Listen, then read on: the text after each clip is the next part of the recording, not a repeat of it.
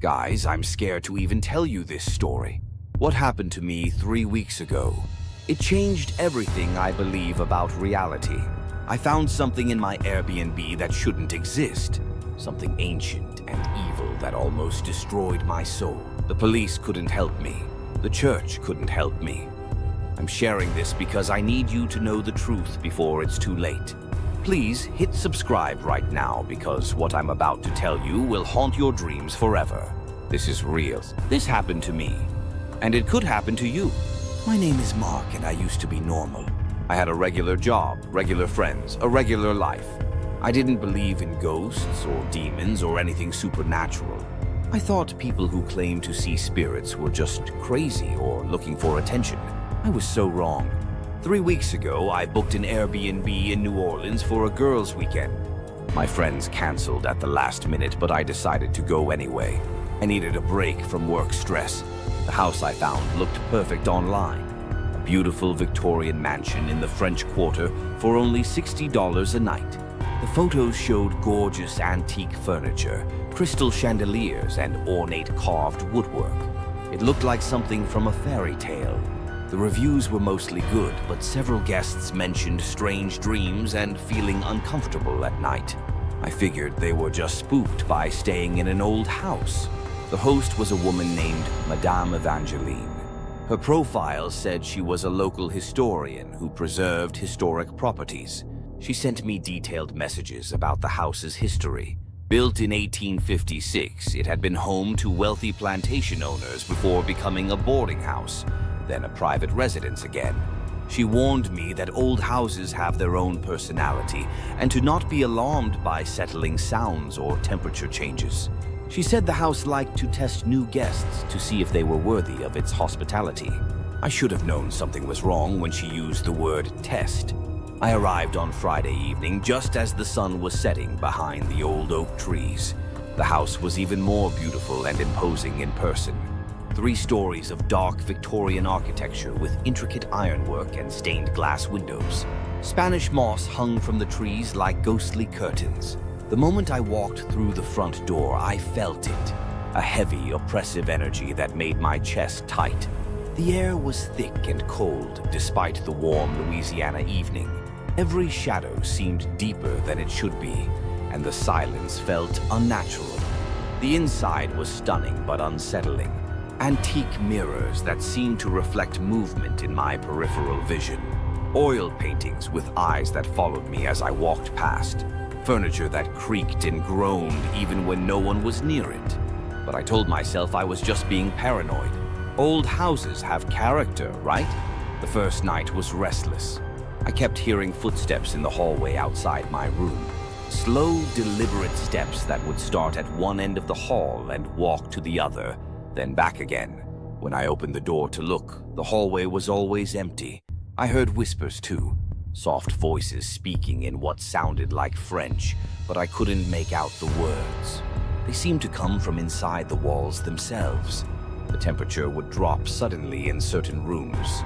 I'd walk from the warm kitchen into the parlor and immediately see my breath in the air. Then, minutes later, the room would be normal again. By Saturday morning, I was seriously considering leaving early, but something kept me there. Not curiosity exactly. More like I was being held by an invisible force that wouldn't let me pack my bags. That afternoon, I decided to explore the house more thoroughly. I thought maybe understanding its history would help me feel less creeped out. The library was on the 2nd floor, filled with ancient books and journals. As I browsed the shelves, I found a leather-bound journal with entries dating back to 1856. The handwriting was elegant but hard to read. The entries talked about family dinners, social events, typical daily life of wealthy Southerners. But as I read further, the entries became darker. The writer, a man named Cornelius Beaumont, started describing strange dreams and voices in the house. He wrote about finding symbols carved into the basement walls and feeling watched by unseen eyes. Then I found the entry that made my blood run cold. Dated October 31st, 1857, it described a ritual Cornelius had performed to open the veil between worlds. He wrote about summoning something powerful to protect his family's wealth and status. The final entry was different. The handwriting was shaky and desperate. Cornelius wrote that the ritual had worked too well.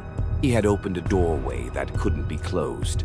Something ancient and hungry had come through, and it demanded a price for its services. The entry ended with, "It feeds on fear and grows stronger with each soul it claims. God forgive me for what I have unleashed upon this house." As I finished reading, the journal slammed shut by itself. The room suddenly became ice cold, and I could see my breath. That's when I heard it clearly for the first time. A voice, deep inhuman, speaking directly into my mind. "Welcome, Mark. I've been waiting for you." I dropped the journal and ran from the library. But as I reached the hallway, all the doors slammed shut at once. The lights went out, plunging me into complete darkness. The whispers started again, but now they were louder, coming from everywhere at once. "You cannot leave. You belong to me now." I fumbled for my phone's flashlight and ran downstairs toward the front door. But when I reached it, the door wouldn't open. The deadbolt wouldn't turn, and the door handle felt burning hot under my fingers. That's when I noticed something I hadn't seen before. Behind a large bookshelf in the parlor, there was a gap in the wall, a narrow opening that looked like it had been recently revealed. Against every instinct I had, I approached the opening. The voice in my head was stronger now, more compelling. "Come to me, Mark. See what your predecessor has prepared for you." I pushed the bookshelf aside and found a hidden door that led to a steep staircase going down into the basement. The stairs were old and rotten, and the air that came up smelled like death and decay. But I couldn't stop myself from walking down those stairs. Something was controlling my movements, pulling me deeper into the house's dark heart. The basement was unlike anything I'd ever seen. The walls were covered with symbols carved deep into the stone, symbols that seemed to move and writhe in my flashlight beam. In the center of the room was a large circle made of what looked like dried blood. Inside the circle was an altar made of black stone. On top of it were dozens of personal items, jewelry, clothing, photographs, things that belonged to previous guests who had stayed in the house. But that wasn't the most terrifying part. Around the edges of the room were life-size dolls, dozens of them dressed in clothes from different time periods. Each doll had incredibly realistic features, like they were made from real human skin. As I looked closer, I realized they weren't dolls at all. They were people, previous guests who had been transformed into these horrible preserved figures. Their eyes were still alive, still aware, trapped forever in their motionless bodies. Beautiful, aren't they? The voice was behind me now. I turned and saw him, Cornelius Beaumont, or what he had become. His skin was pale and translucent. His eyes were completely black, and when he smiled, I saw rows of sharp teeth. Every guest adds to my collection. Every soul makes me stronger. You'll make a lovely addition, Mark. That's when I understood. This wasn't just a haunted house. It was a feeding ground. Cornelius had become something demonic. Something that survived by trapping and consuming the life force of anyone who stayed in his house. I tried to run, but my legs wouldn't obey me. The demon's power was too strong. I felt my life force being drained away, my body becoming rigid and doll-like. "Don't fight it," Cornelius whispered. "Soon you'll join my family forever. You'll never feel pain or loneliness again." But just as I felt myself slipping away completely, something unexpected happened. My phone started ringing. The sound was so normal, so connected to the real world, that it broke the demon's concentration for just a moment. That moment was enough. I broke free from his control and ran for the stairs. Behind me, Cornelius let out an inhuman shriek that shook the entire house. The preserved figures around the room started moving, reaching for me with stiff, jerky movements. I made it to the main floor and called 911 while running toward the front door. This time, it opened easily. I burst outside into the humid New Orleans night and didn't stop running until I reached a crowded restaurant on Bourbon Street. When the police arrived at the house, they found nothing unusual. The basement looked like a normal storage area. No symbols, no altar, no preserved bodies. Just boxes and old furniture covered in dust. The officers thought I was drunk or having a mental breakdown. They suggested I go to the hospital for evaluation, but I knew what I had seen was real. I flew home the next day, but the nightmare didn't end there.